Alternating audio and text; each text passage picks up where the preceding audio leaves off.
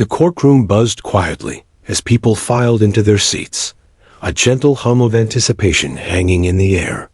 It was a mild Thursday morning in Charlottesville, Virginia, and while the docket was filled with routine hearings, one case in particular had drawn quiet attention. A child endangerment sentencing hearing was scheduled, another tragic story in a long line of them. Judge Marianne Hartley sat behind the bench, her reading glasses perched low on her nose, scanning the paperwork before the session began. A seasoned judge with over 2 decades of experience, she had seen countless broken families and innocent lives scarred by cruelty. But she had also seen resilience. Still, nothing could have prepared her for what would unfold that day. Just before the hearing was called to order, a side door opened near the front row, drawing everyone's attention. In stepped a uniformed officer, but he wasn't alone. Walking calmly beside him was a large German Shepherd police dog, sleek and majestic, his tail low and controlled. Attached to the dog's leash was a small hand, tiny, really. Barely grasping the leather strap was a little girl, no older than 3, wearing a light blue sweater and pink leggings. In her other hand, she clutched a worn teddy bear with one button eye. The courtroom fell into stunned silence. Some people in the audience exchanged puzzled glances. Who was she? Why was she here? A toddler in court was rare, but this case had already broken the mold in so many ways. This little girl, known only as Emily in public records, had been rescued 6 months earlier from a home filled with unspeakable abuse. The case had shocked even seasoned detectives. Her former guardian, a man in his late 30s with a long history of behavioral issues, sat at the defendant's table, flanked by his attorney. He glanced briefly at the girl, but quickly looked away, expression unreadable. Emily walked quietly with the officer and dog toward the first row of seating, where her foster mother, Miss Garza, rose to greet her with a gentle hug. Emily climbed onto the bench beside her, placing the teddy bear in her lap, while the police dog lay down calmly at her feet. Judge Hartley watched with curious eyes, momentarily pulled from her paperwork. She had approved the unusual request for the comfort dog's presence, based on psychological reports detailing the girl's extreme anxiety and attachment to the animal named Ranger. But she hadn't expected the girl to accompany him into the courtroom. Ranger wasn't just any K-9 unit. He had undergone special training to support vulnerable witnesses, particularly children. His record was spotless, no aggression, no misbehavior, where therapists and professionals often failed to reach a child. Ranger could sometimes break through. Emily, in particular, had connected with him during her first therapy session. He'd simply lain beside her, resting his large head in her lap while she gently stroked his ears. In that moment, her therapist saw something remarkable. Her body relaxed, her breathing calmed, and for the first time in weeks, she whispered a few soft words. The bond had formed instantly. In the courtroom now, Emily sat quietly beside Ranger, one tiny hand resting on his back. Her eyes didn't roam the room. They didn't even flicker toward the man seated across the aisle, the man whose voice had once made her cry out in the middle of the night. No, she looked only at Ranger, her silent shield. The audience, unsure of protocol, refrained from snapping photos or whispering. Something sacred was unfolding in front of them, and even the most cynical observers respected the moment. Court is now in session. The Honorable Judge Marianne Hartley presiding, the bailiff announced. Judge Hartley straightened in her chair, glanced once more toward the front row, and nodded softly. Thank you. Let us proceed. The defense and prosecution made their final arguments. The details were gruesome neglect, physical harm, psychological torment. Emily's case had not required her to testify. At just 3 years old, the legal system spared her that burden. But therapists believed it would benefit her recovery to be present during sentencing. especially if she had Ranger by her side. It was a symbolic moment of closure. Emily didn't understand the full weight of what was happening. She only knew that today she was safe and the man who had hurt her wouldn't take her away again. As legal arguments continued, Judge Hartley occasionally glanced toward the girl. Emily remained still, showing a kind of composure most adults in her position couldn't muster. Ranger occasionally flicked his ears, but didn't move otherwise. It was an ordinary proceeding with one extraordinary presence. Then it happened. Just as the prosecution finished their remarks, Emily shifted. She climbed down from the bench quietly, walked forward with small, careful steps, and stopped beside Ranger. She crouched low, wrapped her arms gently around his neck, and whispered something softly into his ear. A microphone from the witness stand, positioned nearby, picked up just enough sound to carry across the room.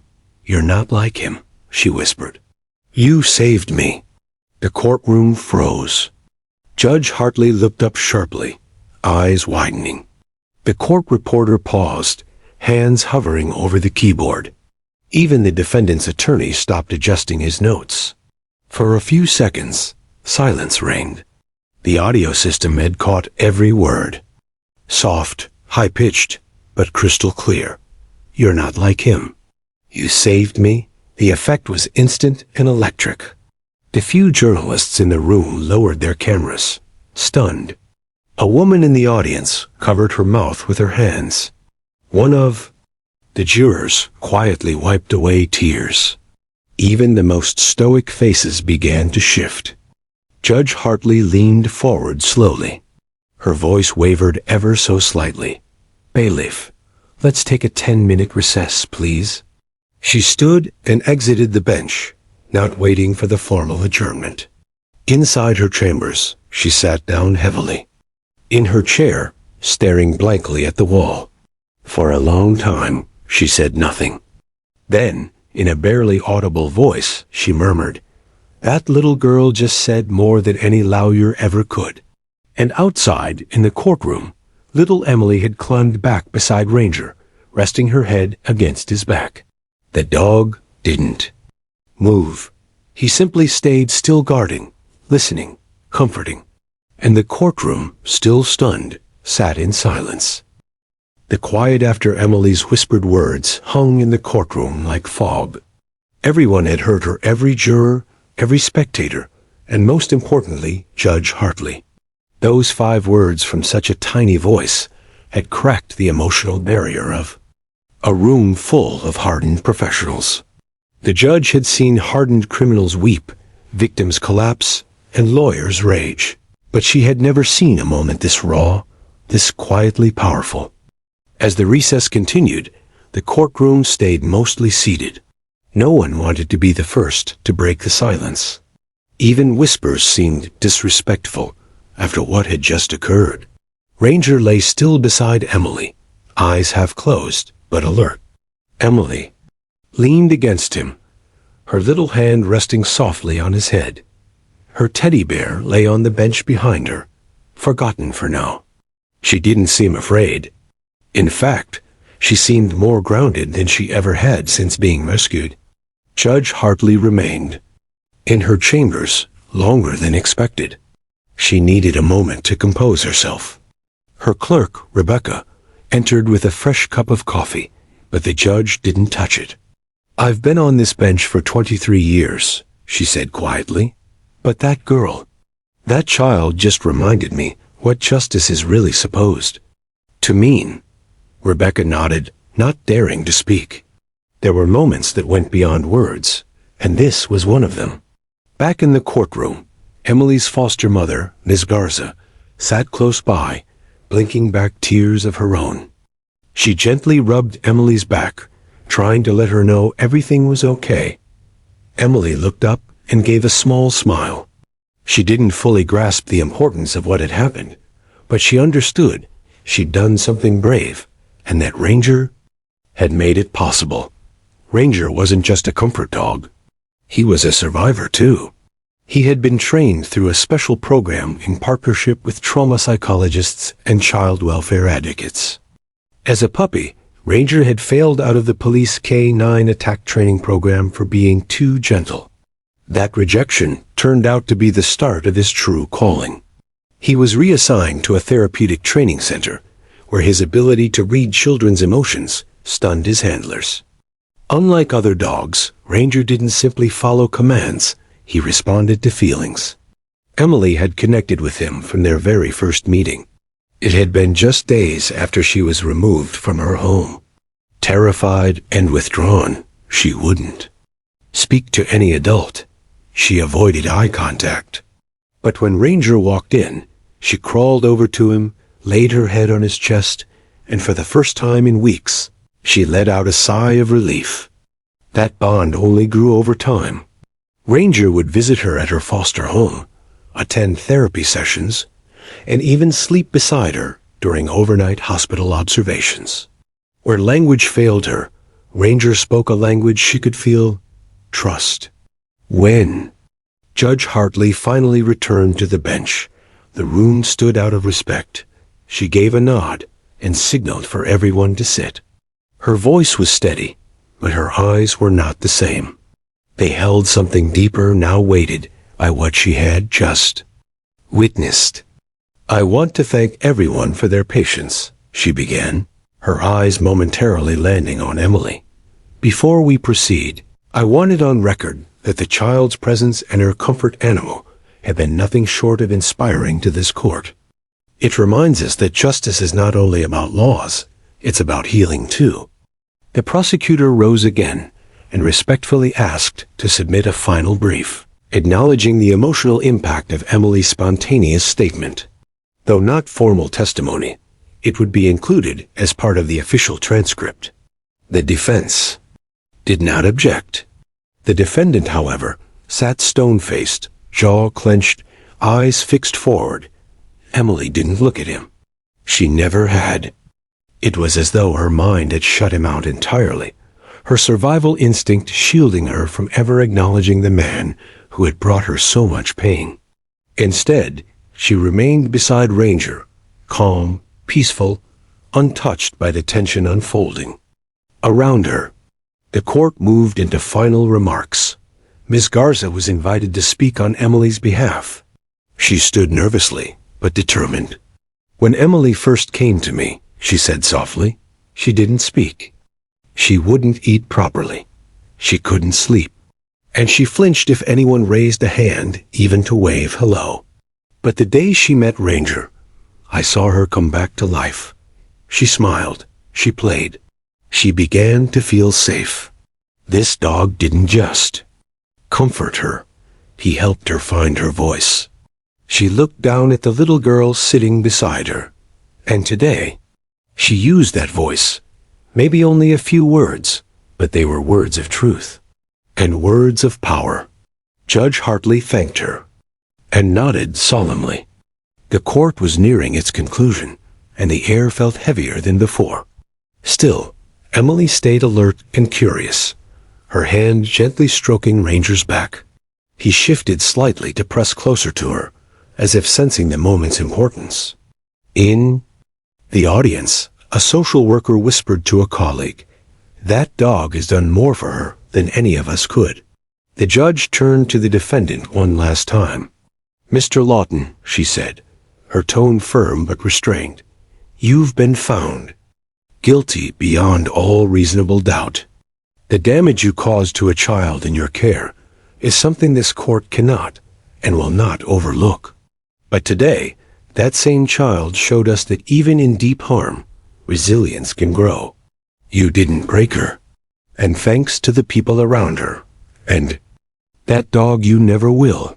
She slammed her gavel down once. "Sentencing will be delivered after recess tomorrow. Court is adjourned for the day." With that, the courtroom began to move again. Some people wept silently. Others stood slowly, still reflecting on what they had just witnessed. Reporters outside already knew the story was exploding on local news. The words "you saved me" had struck a national nerve. Emily stood up as well. Ranger moving with her, never breaking formation. She reached for her teddy bear, then looked up at Miss Garza, eyes wide but peaceful. "Can we go home now?" she asked in a whisper. Miss Garza knelt and hugged her tightly. "Yes, baby. You were so brave." As they walked out, the crowd parted respectfully, letting them pass. Ranger trotted beside them, proud and calm, still holding his silent post as guardian. And just behind them, Judge Hartley stood in her chambers, staring out the window at the courthouse lawn, whispering to herself, "That child just reminded the world what justice is supposed to be." The courtroom had emptied for the day, but the weight of Emily's whispered words still lingered like perfume that refused to fade. "You're not like him. You saved me." It wasn't just a child's innocent expression. It was a spiritual blow that shattered courtroom protocol and stripped the hearing of its cold legal formality. By nightfall, the audio from the court's microphone had reached the local news. Reporters scrambled to verify the details, but they didn't need dramatic edits.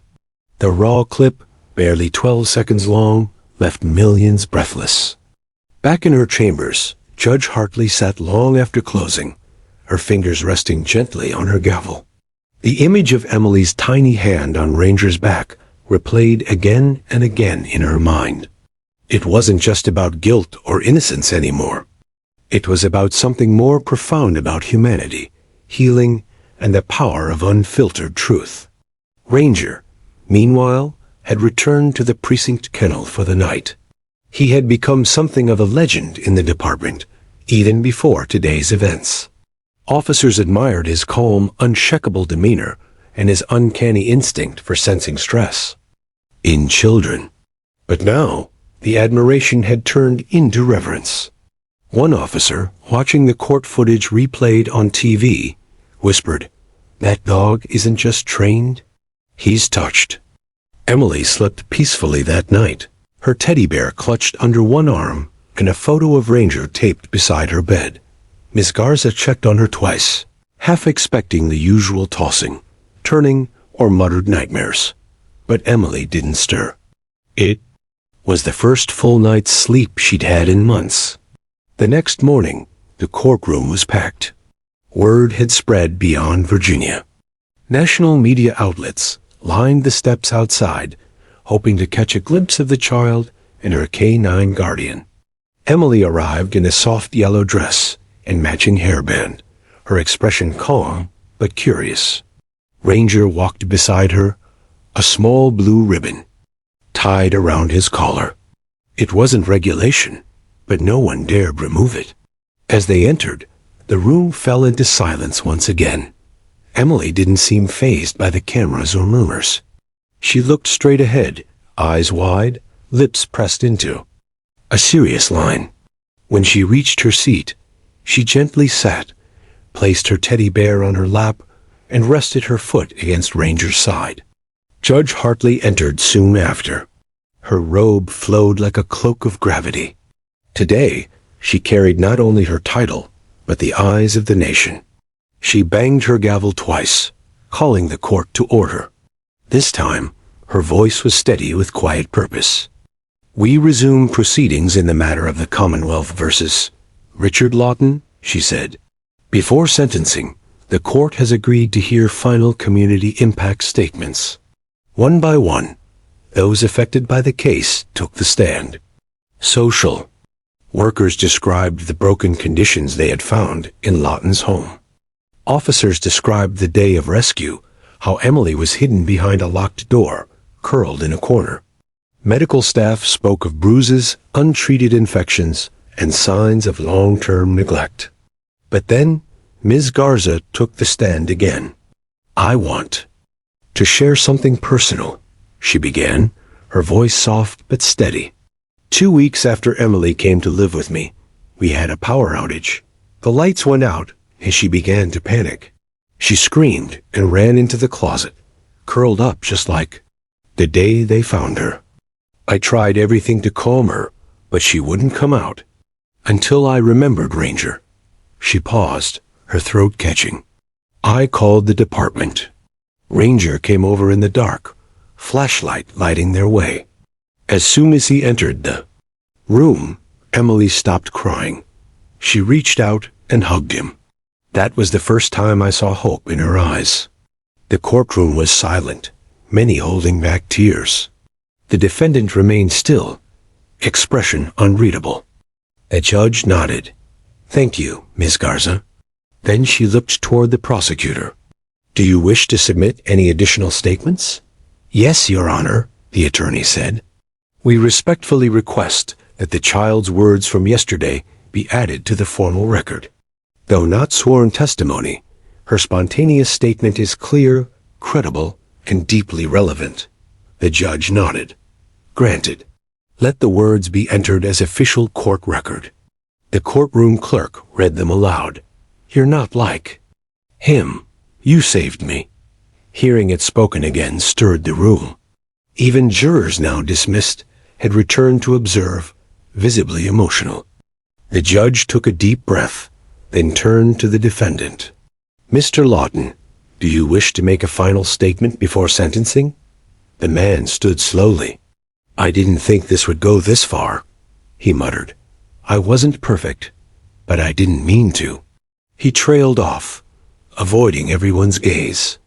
He looked at the ground, never once acknowledging the child whose life he had shattered. Judge Hartley narrowed her eyes. "Meaning to harm and actually harming are two different things, Mr. Lawton. In this court, intent is not a shield from accountability." She then shifted her gaze to Emily, who was playing gently with Ranger's ear. "What this court witnessed yesterday is more powerful than any legal argument," the judge continued. Emily's statement, made freely and without prompting, speaks to a child's innate sense of justice. It shows that, even at 3 years old, she knows what safety feels like and what danger is. She paused, her eyes locking on the defendant. "You stole her innocence, but you didn't steal her voice. That voice now echoes louder than yours ever will." The gavel came down hard. "Mr. Lawton, I hereby sentence you to the maximum term allowed by law. You will serve 25 years without the possibility of parole." Gasps rippled through the courtroom. Lawton was quickly restrained and escorted out by bailiffs. He passed Emily, who didn't flinch. She remained focused on Ranger, gently humming a tune as she stroked his fur. Judge Hartley stood. Court is adjourned. As people filed out, Ms. Garza hugged Emily close. "It's over, baby. It's really over." Emily looked up. "He's not coming back?" "No, sweetheart. He's gone." Ranger gave a small bark, almost like a sigh of relief. Emily giggled and hugged him around the neck. Outside the courthouse, the press gathered quickly, snapping photos and asking questions. But the real story had already been told by a 3-year-old's whisper. And that whisper, simple and pure, had changed everything. The courtroom had emptied once more, but this time it didn't feel like closure. It felt like the calm after a storm, unsettling, emotional, and filled with a kind of aching stillness. Judge Hartley remained on the bench longer than usual, her hand resting softly on the edge of her chair. She watched as Emily left the courtroom, holding her foster mother's hand and Ranger's leash. Something inside the judge shifted that day, something that had been hardened by decades of trauma cases and bureaucracy. She quietly exited the courtroom, entering her chambers without a word. The heavy door clicked shut behind her. As soon as she was alone, her composure cracked. Her robe felt suffocating. She sat heavily in her chair, hands trembling slightly. The image of Emily whispering into Ranger's ear flashed in her mind again and again. The words echoed louder now, cutting through all legal jargon and procedure. "You're not like him. You saved me." Tears welled up in her eyes. She had prided herself for years on being a fair but firm judge, strong enough to shoulder the weight of broken families, shattered lives, and the worst of human behavior. But in those 5 words, a child had stripped away every legal shield and touched something far more human. Rebecca, her clerk, knocked gently. "Judge Hartley?" she asked softly, peeking in. "Are you all right?" The judge nodded but couldn't speak. After a pause, she managed a whisper. "Do you believe in moments that change you forever, Rebecca?" Rebecca blinked, a little stunned. "Yes, ma'am. I think this was one of them." Judge Hartley wiped her eyes quickly. "That child, she reminded us why we do this. Why the fight for justice matters." Rebecca nodded, walking in slowly. "You want me to clear your afternoon calendar?" Judge Hartley looked up, shook her head. "No, I want to visit the shelter where Ranger was trained. I want to meet the people who helped make that bond possible." Rebecca smiled, surprised, but warmed by the idea. "I'll arrange it." That afternoon, news of the sentencing spread like wildfire. National media picked up Emily's story, replaying courtroom footage of her walking in beside Ranger. Social media erupted. Hashtags like #EmilyandRanger, #YouSavedMe, and #RealJustice began trending. People from across the country began sending. In messages, some shared their own stories of survival. Others simply said thank you. Survivors of childhood trauma saw in Emily the child they once were, and they saw in Ranger the protector they once needed. A photo of Emily hugging Ranger was on the front page of nearly every major news outlet the next morning. But the real story wasn't just about a child and a dog. It was about healing, and the silent ways it shows itself when we least expect it. Meanwhile, Emily's world remained simple and grounded. She didn't fully grasp the attention her moment had received. She just knew she had spoken up, and the bad man was gone. She spent her evening drawing pictures of her and Ranger under a rainbow, with hearts floating around them. Her foster mother, Ms. Garza, watched her and quietly wept. Emily had come so far. At the shelter the next day, Judge Hartley met the trainers responsible for Ranger's transformation. The facility was modest but clean, with fields for the dogs to run and rooms for therapy sessions. She was greeted by Marla, the lead trainer who had worked with Ranger for years. "He wasn't meant to be a police dog," Marla said, smiling. "Too gentle. Failed every attack drill we gave him. But he passed every compassion test." The judge laughed softly. "I'm not surprised. That dog is remarkable." Marla led her to Ranger's early training room walls, painted with soft colors, toys scattered for simulation exercises, and photos of children the dogs had worked with. Emily's photo was already on the wall, framed beneath the words, "Healing begins here." Judge Hartley stood silently for a moment. "I've sentenced thousands of criminals," she said finally, "but I don't think I've ever felt the weight of justice like I did watching that little girl." Marla nodded. "That's because real justice isn't about punishment. It's about protection." Ranger didn't just comfort Emily, he gave her a reason to believe again. Back at home, Emily was beginning to express herself more. Her vocabulary was growing, her smiles were more frequent, and her fear of sudden noises had started to fade. She still asked for Ranger at bedtime, and Ms. Garza arranged regular visits. Every time Ranger arrived, Emily ran to him, hugging his neck like he was her lifelong best friend. One afternoon, while they were sitting on the porch, Emily looked up and asked, "Will he go away one day?" Ms. Garza paused, choosing her words carefully. "One day, maybe, but not before you're ready. And even then, he'll always be part of your heart." Emily nodded slowly, accepting it.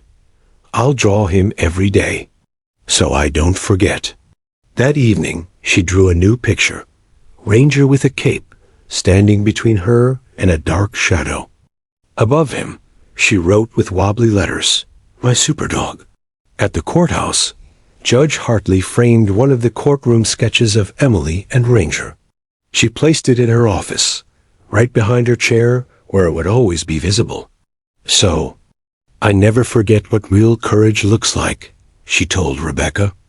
Letters continued to pour in, some from survivors, others from families, even a few from former foster kids who had grown up in the system and knew what Emily had faced. One card simply said, "Your Honor, you didn't just sentence a man. You restored a soul." Judge Hartley read that one 3 times. It was then she made a decision. She drafted a proposal for a permanent courtroom comfort dog program, advocating for certified therapy dogs to be available in every child protection case across the state. With Ranger's story as proof, support poured in. That whisper in the thin courtroom had started more than a news cycle. It had started a movement. But Emily didn't know about the movement. She didn't care about laws or court rulings. She cared about the fact that she could sleep at night, that her teddy bear was safe at her foster mom's sanctuary, and that, sometimes, her superdog still came to visit. For now, that was enough. The courthouse walls had witnessed everything from anger to grief to redemption. But today, they stood quietly proud, holding the final echoes of a trial that had transcended law and touched the soul of the community. The sentencing was already done, and the courtroom proceedings had ended. Yet no one seemed to move on. Outside the courthouse, bouquets of flowers leaned against the stairs with handwritten notes that read things like, "For Emily, and thank you, Ranger." A sidewalk chalk drawing of a little girl hugging a dog had appeared on the steps, left by neighborhood children after school. One message, written in bold pink letters, read, "You saved her, and she saved us." Inside, Judge Hartley stood. In her chambers, staring down at a copy of the final verdict, 25 years without parole. For many, it was a clear and just sentence. But for the judge, it felt like more than a line on a document. It was a message, a promise, a wall between harm and healing. She placed the paper in a folder and sighed deeply. She hadn't expected Emily to attend the verdict reading that morning.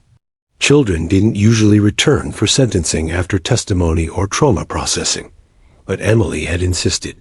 Not with words. Emily rarely insisted with words, but with presence. That morning, she'd stood by the front door with her shoes already on, Ranger's leash in her hand, waiting silently for Ms. Garza. "She wants to go back," Ms. Garza told the caseworker. "She needs to hear it." They didn't argue. They just nodded and drove her to the courthouse. When Emily walked in, the room fell quiet. Again, cameras had been banned inside after the media frenzy, but journalists watched from outside, documenting everything from the hallways. Emily wore a small white dress, her favorite teddy tucked under one arm, and Ranger walking proudly beside her. She climbed onto the same bench where she had whispered into Ranger's ear days earlier. This time, though, she looked different, still gentle, but not afraid. Her eyes weren't scanning for danger. They were focused, watching, listening. The prosecutor approached the bench with closing words. "Your Honor, this case will be remembered, not because of the evidence, but because of the courage of a 3-year-old girl." Her quiet words became a voice for many. "We thank the court for giving her the chance to be heard." Judge Hartley nodded slowly, her voice steady but emotional. "The court also wishes to express its gratitude.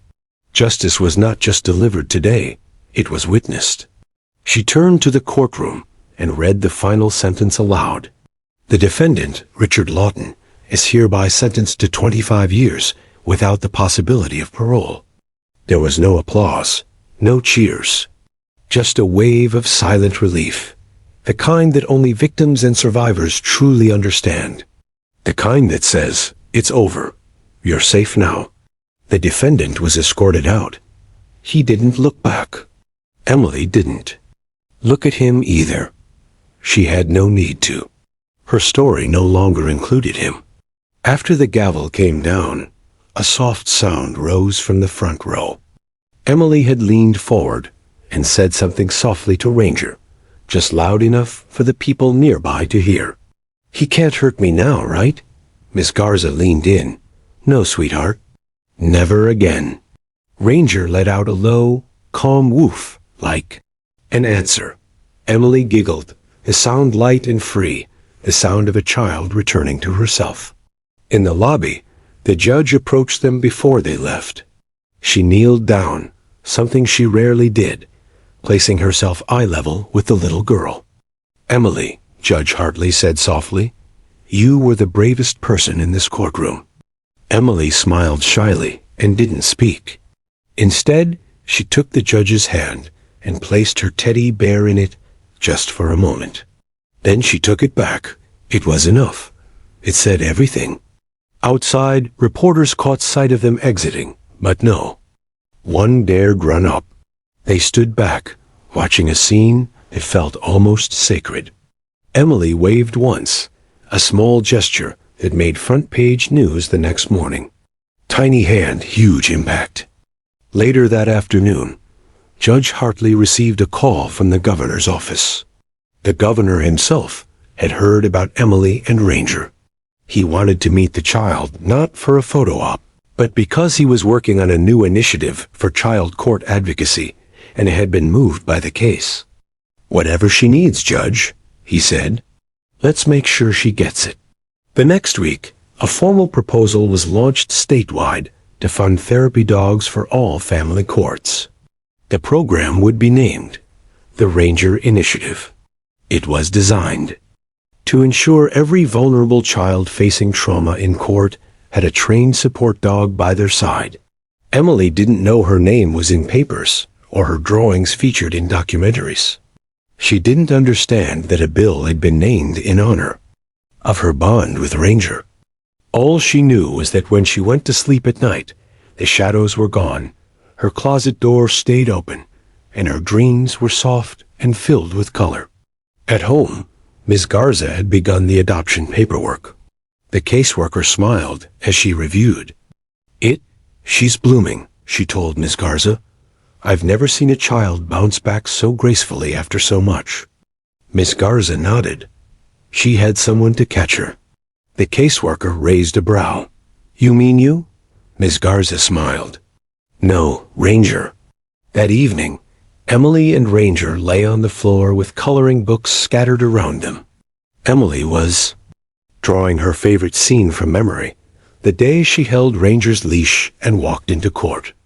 Only this time, in her drawing, they had capes, bright red ones, flapping behind them in the wind. She held up the picture to Ms. Garza. "Look, we were superheroes." Ms. Garza knelt beside her. "Yes, baby, you really were." The verdict may have closed the case, but Emily's story was just beginning. And though she couldn't fully understand the impact of her whisper in that courtroom, the world would never forget it. Not the judge, not the lawyers, not the media, and certainly not Ranger. The little girl who once trembled in silence had become a symbol of courage. And it all began with 5 words, spoken softly into the ear of a dog who never left her side. 2 days after the sentencing, something extraordinary happened. The video clip from the courtroom, just a few seconds long, showing Emily leaning down to whisper into Ranger's ear, quietly saying, "You're not like him. You saved me," exploded across social media platforms. At first, it had been shared among a few local advocacy groups. But by the end of the day, it had racked up over 4 million views. By morning, it passed 20 million. Everyone was talking about her. The image of the little girl so small and fragile beside the large German shepherd had struck a nerve across the globe. People who had never heard of Charlottesville were now praising its courtroom. Survivor groups called Emily a symbol of resilience. Celebrities reposted the video, some even breaking down in reaction clips. Talk show hosts mentioned her name with admiration. But for those closest to her, the most important thing was not the headlines, it was the healing behind them. In her foster home, Emily didn't understand the word viral. She didn't know what trending meant or why news vans sometimes parked across the street. She just knew more people smiled at her when she went to the grocery store. More strangers waved when she walked in the park with Ranger. Some even gently said, "Thank you for being brave," or handed her drawings from their own kids. At first, Miss Garza was worried. The attention felt overwhelming. She tried to shield Emily from it, turning off the TV when coverage appeared, muting the radio during interviews. But Emily didn't seem fazed.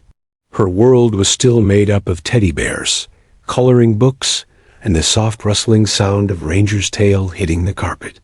One day, as they sat together under the living room window, Emily looked up. "Why does everyone look at me now?" she asked, her voice small but curious. Miss Garza smiled gently. "Because they saw how strong you are. Because you helped them remember what courage looks like." Emily tilted her head. "Did I do something good?" "You did something wonderful." Emily nodded once, then turned back to her crayons. On the paper, she was drawing herself standing on a tall stage with Ranger beside her. Above them, in blocky, uneven letters, she had written, "We helped people feel safe." Meanwhile, the governor's office officially announced the launch of the Ranger Initiative, a statewide program funding certified comfort dogs in all juvenile and family courts across Virginia. Donations poured in from around the country. Dog training centers were overwhelmed with applications for new therapy animals. Volunteer handlers stepped forward in every county. Judge Hartley was asked to speak during the press announcement, standing before the Capitol with a photo of Emily and Ranger behind her. "I've served on the bench for over 20 years, she told the crowd. "I've seen powerful witnesses, moving testimonies, and heartfelt pleas. But none of them ever reached me the way one child's whisper did." Emily reminded us that justice isn't only about punishing the guilty, it's about empowering the innocent. Her words were quoted in major newspapers the next day, alongside a now famous still shot. Emily with her hand on Ranger's head, eyes filled with quiet trust. That same week, Emily's therapist reported significant progress. She was using full sentences more often. Her nightmares had become less frequent. She'd started humming again soft, cheerful tunes she made up on her own. Most notably, she had begun initiating conversations with other children at the park. "She's not just surviving anymore," the therapist said. "She's beginning to live." In a modest studio in the city, a local artist named Jared had been so moved by the story that he began creating a mural. He wanted the world to remember not just the moment, but the message behind it. On the side of a brick building near the courthouse, he painted a towering image of Emily and Ranger walking side by side. Above them, in bold white letters, were her now iconic words, "You saved me." People gathered daily to take pictures with the mural. Survivors of abuse left flowers at its base. Children pressed paper hearts into the wall, thanking Emily and Ranger for being heroes. And through it all, Emily stayed blissfully unaware of the chaos her courage had created. She was too busy playing hopscotch in the driveway or hiding beneath a blanket fort with Ranger curled up beside her. But one evening, something new happened. A letter arrived in the mail. Not a legal document or newspaper request, but a simple envelope, handwritten in soft, shaky script. Miss Garza read it silently, then knelt beside Emily.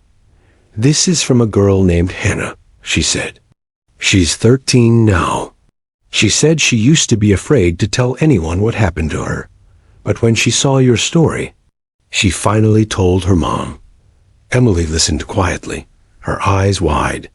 "She said you gave her courage," Miss Garza added. "She said she wants to be like you." Emily looked down at Ranger. "Did we help her?" "Yes," Miss Garza whispered. "You helped more people than you know."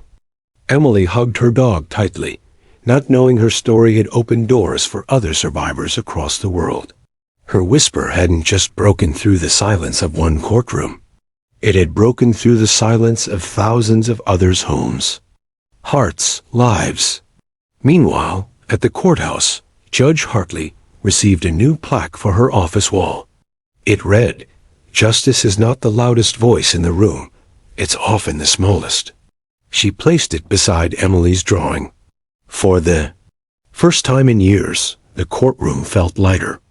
And though trials would continue, and justice would still need to be fought for, everyone who had been there that day, everyone who had heard that whisper, would never look at the law the same way again. Because a little girl didn't just sit in court. She stood for something. And the world stood with her. 7 months had passed since the courtroom moment. It rippled across the world. The headlines had faded. The social media trends had been replaced by newer stories. But in one quiet home on the outskirts of Charlottesville, something even more powerful was happening, not on screens, not in courtrooms, but in real life. Emily was being adopted. It had been in motion for months. Miss Garza had started the process not long after the sentencing.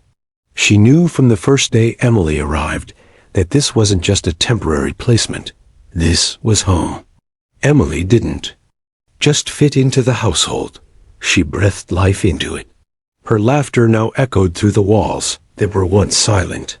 Her crayon drawings decorated the fridge, the hallway, even Miss Garza's bedroom mirror.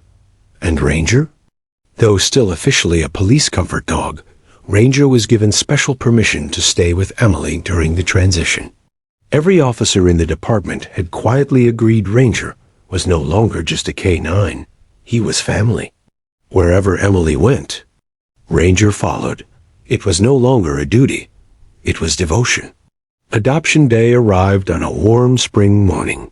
Emily wore a soft yellow dress, the same color she'd worn the day she returned to the courtroom after sentencing. Her hair was tied back in a single braid, with a tiny sunflower clip holding it in place. Ranger had a blue ribbon on his collar and a freshly brushed coat.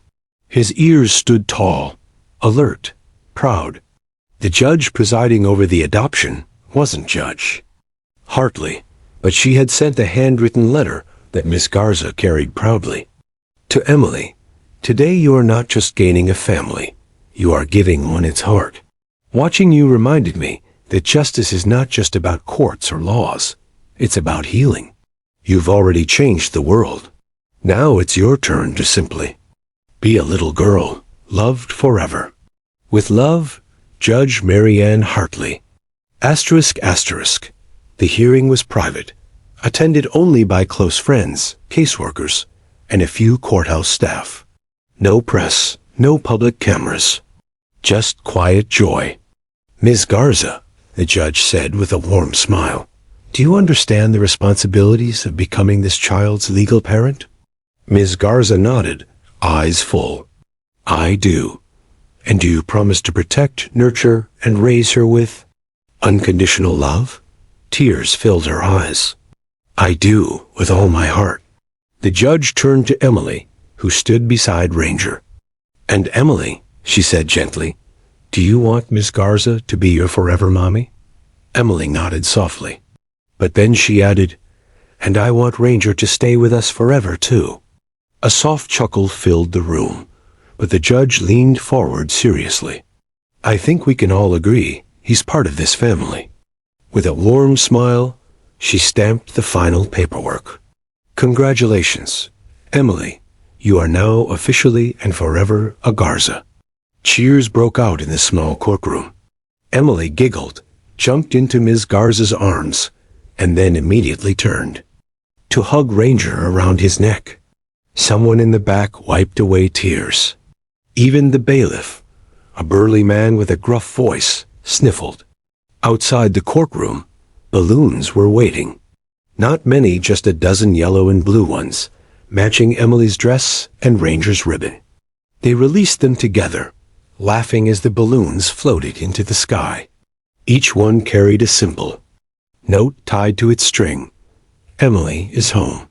Later that afternoon, a small adoption party was held in the community center where Emily had first met Ranger. The place had been decorated with soft pastels, handmade signs, and children's drawings of dogs and families. The biggest banner read, "Welcome home, Emily and Ranger." There was cake, music, dancing, and a corner filled with beanbags and coloring books. Ranger received his own bowl of treats and a hero medal ribbon tied to his collar. He wore it with quiet dignity, lying beside Emily as she showed off her latest drawing to her friends. It was a picture of a house with a red door, a sun in the sky, and stick figures holding hands. One was her, another was Miss Garza, and beside them stood Ranger, slightly taller than everyone else. Above them, in crayon letters, she'd written, "My forever family." People came up to hug Miss Garza, to high-five Emily, and to take photos with Ranger. But through all the joy, something subtle had changed in Emily. She wasn't just smiling now, she was confident. Her posture was stronger, her voice clearer. She spoke to other children with ease. She even stood in front of everyone to thank them for coming. Her exact words were, "Thank you for being happy with me, and thank you for helping us be a family." Ranger barked once as if to second the motion, and everyone clapped. That night, as the stars lit up the sky, Emily lay in her bed with the window slightly open. Miss Garza sat beside her, gently brushing her hair back.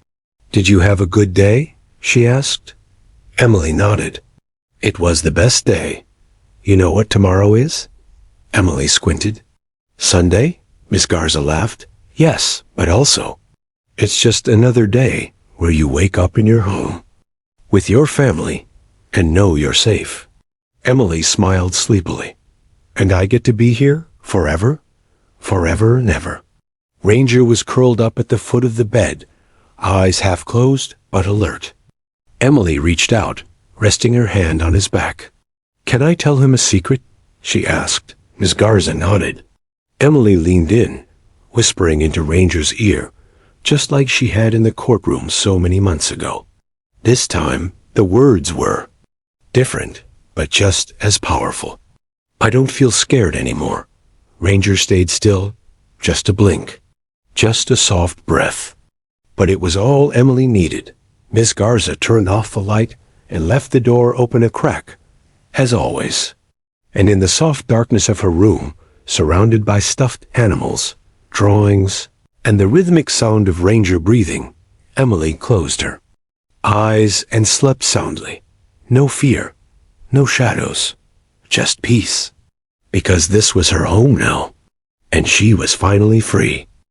The days no longer felt heavy for Emily. Her nights were filled with dreams of playgrounds, birthday candles, and soft songs, instead of locked doors and whispers of fear. She no longer needed to be reminded she was safe. She could feel it. In every corner of her home, in every laugh that escaped her mouth, and in every brush of Ranger's fur beneath her hand, the fear had vanished. And in its place, something beautiful had grown. Healing. But outside the calm bubble of Emily's new life, her story had continued to inspire. The courtroom whisper that once shook a judge to tears had become a global symbol of childhood. Courage. Non-profit organizations used her case to push for better child protections across states. The Ranger Initiative had expanded to include over a dozen states with bipartisan support and national funding. More than 400 comfort dogs had since been certified, serving thousands of children in high-trauma courtrooms. At one university, a group of law students launched a new course called Trauma-Informed Justice, and the first lecture opened with Emily's words. In Europe, a similar model was being tested in family courts, citing the American child and her dog as the beginning of a movement. Even the UN's Child Advocacy Council briefly referenced her in a report about emotional safety for child survivors. She had no idea the world was still listening. Emily, now 4.5, had grown in quiet but powerful ways. She spoke freely, laughed often, and had even begun writing her own little stories, most of them about Ranger going on adventures to help other children. Her favorite was titled Ranger Flies to the Moon, where he brings happiness to space kids who forgot how to smile. Ms. Garza kept each story in a special folder marked Emily's Brave Tailies. But there was one upcoming moment that would bring everything full circle. A special invitation had arrived delivered in a gold-trimmed envelope, hand-signed by the governor himself. Emily had been chosen to receive the Child Courage Medal, awarded annually to children who had overcome severe trauma and made a positive impact on others. The ceremony would be small and private, held at the state capitol hall. Cameras would be limited. No flashing lights, no pressure. Just a quiet room of people who had walked beside her: social workers, officers, therapists, and of course, Judge Hartley. When the day arrived, Emily wore her favorite color again, yellow. A soft sunflower pin decorated her dress, and a matching ribbon tied around Ranger's collar. She still didn't quite understand the significance of the day, but she understood one thing very clearly. Today, people will clap because I was strong, she told Ranger as they rode to the Capitol. The great marble hallway echoed with footsteps as guests gathered inside. Judge Hartley stood near the podium, her hair grayer than before, but her heart lighter. She had presided over many events, but this one felt personal. Emily arrived, holding Ms. Garza's hand, Ranger proudly walking beside them. A quiet hush fell over the room, not out of sadness, but respect. The governor stepped forward, smiled at Emily, and knelt slightly to speak to her on her level. You helped a lot of people, Emily. You showed us what bravery looks like. Emily didn't speak, just gave a shy nod. Judge Hartley took the podium, cleared her throat gently, and began. A year ago, we all watched a child do something extraordinary. In a courtroom where she could have stayed silent, she chose to speak. Not loudly, not with anger, but with truth. A truth so pure it cracked the walls we hide behind. She looked toward Emily, who sat cross-legged beside Ranger. She didn't just speak for herself. She spoke for every child who couldn't. And with the help of a very good dog, she reminded us that the smallest voice can carry the most power. The room applauded softly. Emily looked around, slightly overwhelmed, then turned to Ranger and gave him a quick squeeze. He responded by gently resting his head in her lap. Judge Hartley continued, now holding a small velvet box. On behalf of the Commonwealth and the thousands you've inspired, Emily, we present you with the Child Courage Medal. Miss Garza lifted Emily to the stage as the judge gently placed the medal around her neck. It wasn't heavy, but it shimmered under the lights. Etched into the gold were the words, "Courage needs no volume." Emily looked out at the room, familiar faces smiling at her, clapping softly. And then, without prompting, she turned to the microphone. I was scared once, she said quietly, but then Ranger helped me feel safe. Now I'm not scared anymore. I want other kids to have dogs too, so they can be brave. She paused. Thank you for helping me have a family. And thank you for listening. The applause this time was louder, filled with emotion. After the ceremony, people took turns greeting her. Survivors quietly thanked her. One police officer, wiping away tears, knelt and said, "Because of you, my daughter finally told us what happened to her. Thank you, Emily."